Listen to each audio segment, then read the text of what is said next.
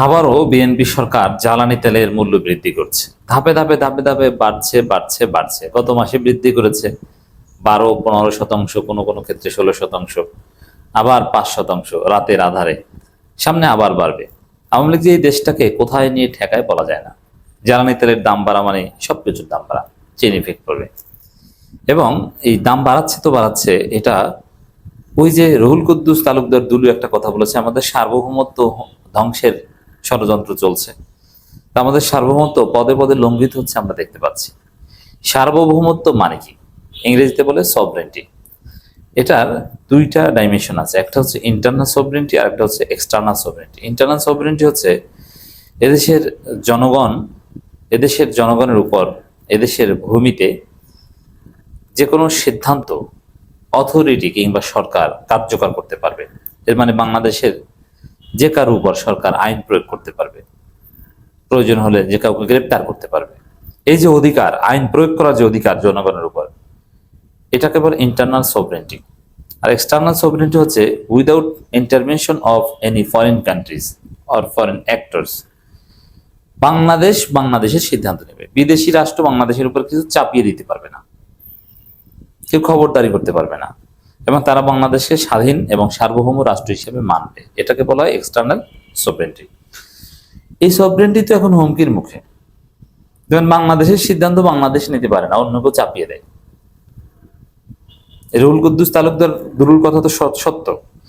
যেমন তেলের দাম, জ্বালানি তেল নিয়ে কিন্তু একটা সংসদীয় কমিটি আছে, যেখানে সরকারি দল বিরোধী দল আছে। যেই সংসদীয় কমিটি একটা অসম্ভব সফলতা পেয়েছে। আপনারা জানেন যে বাংলাদেশে যে জ্বালানি সংকট হয়েছিল, যে জ্বালানি নাই, পেট্রোল পাম্পগুলোতে পেট্রোল সংগ্রহ করার জন্য সিরিয়াল দিতে গিয়ে মানুষ মারা পর্যন্ত গিয়েছে। তারপরে বিরোধী দলকে সাথে নিয়ে একটা কমিটি গঠন করার পর সেই কমিটি সফল হয়েছে। মানে সেটা জ্বালানি সংক্রান্ত, জ্বালানি ব্যবস্থাপনা সংক্রান্ত একটা কমিটি ছিল।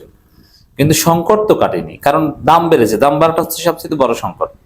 আর জ্বালানি তেলের দাম বাড়া মানে সবকিছু দাম বাড়া। বরং জ্বালানি তেলের দাম কমানোর বিষয়ে কাজ করতে হবে, কারণ জ্বালানির দাম কমলে মানুষ ভালো থাকবে এবং সবকিছুর উপর তার প্রভাব পড়া থেকে বিরত থাকবে।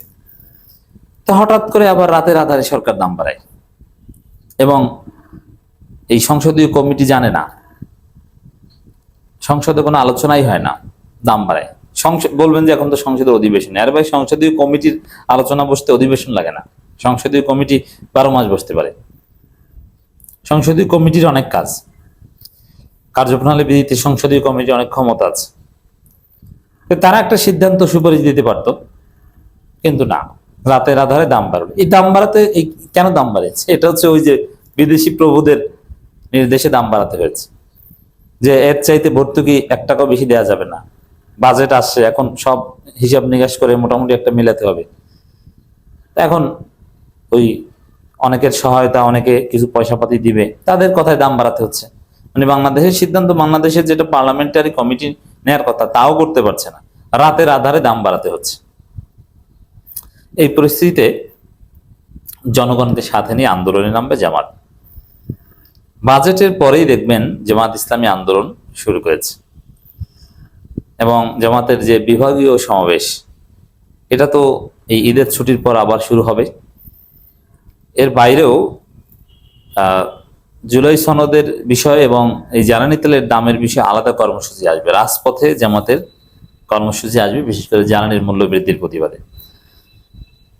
দেখবেন যে বাজেট পেশ হলেই, বাজেট পাশ হওয়ার আগে, বাজেট পেশ হলে, উপস্থাপিত হলেই কিন্তু দাম বাড়ে।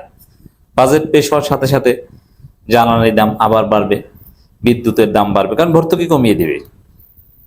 এরপরে সমস্ত প্রোডাক্টের দাম বাড়বে। এবার আর দাম কমছে এরকম কিছু আর দেখা লাগবে না, যা দেখবেন ওটা আমাদের কাজে লাগবে না। এবার দেখবেন শুধু দাম বাড়ছে বাড়ছে বাড়ছে। এই অবস্থায় জনগণকে সাথে নিয়ে আন্দোলনে নামা ছাড়া জামাত ইসলামের আর কোনো উপায় নেই। কারণ দেশ বাঁচাতে হলে, মানুষকে বাঁচাতে হলে এটাই করতে হবে। হ্যাঁ, দাম বাড়তে পারে, যুগ যত সামনে যাচ্ছে ইনফ্লেশন তত বাড়ছে, এটা তো স্বাভাবিক। কিন্তু ইনকাম তো বাড়তে হবে। ইনকাম বাড়ছে না চারা না, শুধু দাম বাড়ছে।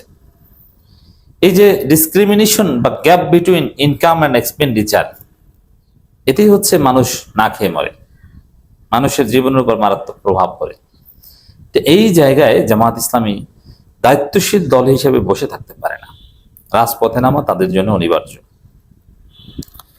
দর্শক, জনগণ যখন ঘুমায় গেছে, তখন তেলের দাম বাড়ানো হয়েছে। এত ভালো কাজ দিনের বেলায় করলেন না কেন?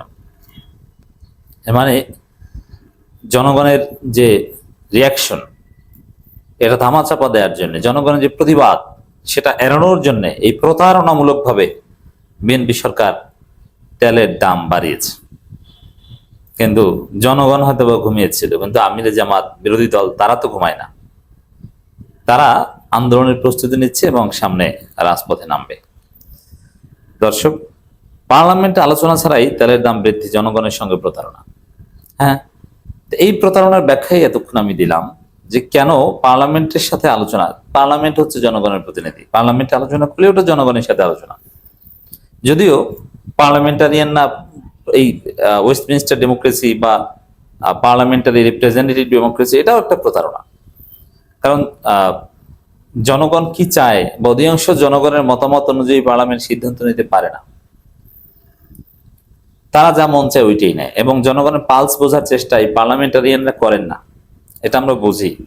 হ্যাঁ, ঠিক আছে, জনগণ তাদেরকে ম্যান্ডেট দেন, কিন্তু ম্যান্ডেট দিলেও জনগণের আকাঙ্ক্ষা অনুযায়ী তারা কাজ করতে পারে না। ম্যান্ডেট দেন তো আকাঙ্ক্ষা অনুযায়ী কাজ করেন। তা পার্লামেন্টে আলোচনা করার কথা, কমিটি আছে, কিন্তু না, তারা রাতের আধারে তেলের দাম বাড়িয়ে দিল। ওই যে বিদেশি প্রভুদের কথায়, যেখানে আমাদের সার্বভৌমত্বই নেই, যেখানে বাংলাদেশের ওসমান হাদিকে হত্যা করে ভারত, এটা স্পষ্ট হয়ে যায় এবং সরকার কিছু বলতে পারে না। সরকারের মারাত্মক সাবধানতা সত্ত্বেও ভারত তাদের লোককে তাদের দেশে ঢুকিয়ে নেয়, পুরো বর্ডার সিলগালা করে দিয়েছে। তারপর কোন ফাঁকে সে হত্যাকারী ভারতে ঢুকে গেছে কে জানে, ঢুকে গেছে। দর্শক, সংসদের বিরোধী দলের নেতা ও বাংলাদেশ জামাত ইসলামীর আমির ডাক্তার শফিকুর রহমান বলেছেন, পার্লামেন্টে কোনো আলোচনা ছাড়াই জ্বালানি তেলের দাম বৃদ্ধি করা জনগণের সঙ্গে প্রতারণা শামিল। তো এই সরকার প্রতারণা করছে, আর জামাত বসে থাকবে না? জামাত আন্দোলন করবে। আন্দোলন করা জামাতের এখানে নৈতিক দায়িত্ব। বিশেষ করে এই বিদ্যুতের মূল্য বৃদ্ধি, জ্বালানির মূল্য বৃদ্ধি, এই সব বিষয়ে ছাড় দেওয়ার কোনো সুযোগ নেই। এই সব বিষয়ে এমন আন্দোলন করতে হবে যে দাম কমাতে, দ্যাট মিনস ভর্তুকি বাড়াতে যেন বাধ্য হয়। বিশেষ করে পার্লামেন্টে প্রথমে বাজেট উত্থাপিত হবে, তারপরে তো এই বাজেটের উপর আলোচনা হবে, আলোচনার পর অনেক কিছু সংশোধন হবে।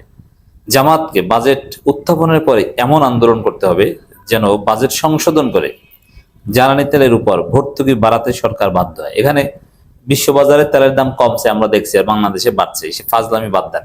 আর দ্বিতীয় কথা, তারপরও ভর্তুকি লাগবে, ভর্তুকি দিতে হবে। বিশ্ববাজারে বাড়লেও ভর্তুকি দিতে হবে, কারণ বাংলাদেশের জনগণের ইনকাম পারে নাই, তারা কি করবে? এই জন্য সরকারকে ভর্তুকি দিতে হবে, ঘাট ধরে ভর্তুকি দিতে বাধ্য করতে হবে। এটা যে আমাদের কাজ।